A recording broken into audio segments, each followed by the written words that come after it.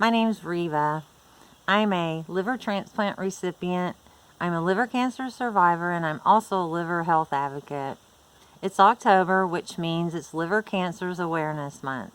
I'd like to tell you a little bit about my story in hopes that maybe you won't have to go through some of the stuff I've had to go through. In the late 80s, I was diagnosed with hepatitis C after a routine set of blood work for an underlying condition. At that time, there weren't many treatments for hepatitis C, so I was basically sent home and I was monitored for a really long time. In the 90s, I started participating in some clinical trials for some medications for hep C, but they were really awful. They had horrible side effects. I had to inject myself with this nasty stuff, and I didn't get any better. But then I did eventually get a curative medication in the 2010s. I was cured of hep C. But unfortunately, because my liver had gone for so long and it had been inflamed and it had gotten scarred with cirrhosis, I developed liver cancer. Now, liver cancer, the kind that I had, which was called hepatocellular carcinoma, the only way that it could be cured was through a liver transplant. I was placed on the liver transplant list, which I waited for 1.5 years to get my new liver.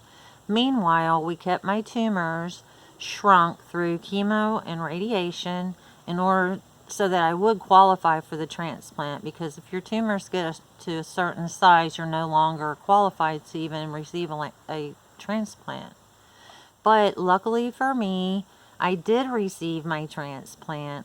But before that happened, I went through a lot of painful biopsies and tests, and I had to get up and go early in the morning, which I don't like for sure. And we would go day after day to be monitored and tested and scanned and biopsies, and I was so sick. My brain wasn't working well, and during that time, I lost both parents. I lost my mother and my father. And my mom and I were really close, and she had passed away from Alzheimer's disease, from complications from that. And I wasn't able to go be with her during that time because I couldn't drive. My brain wasn't working correctly anymore. And I think that'll be the one thing that'll bother me probably until I die about everything that happened. But luckily for me, I did receive my transplant on October 5th. 2016. That's why October is even more special to me, I believe.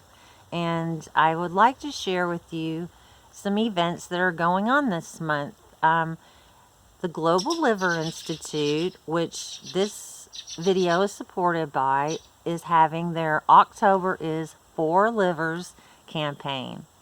It's a social media awareness campaign to teach other people about liver health and liver cancer awareness.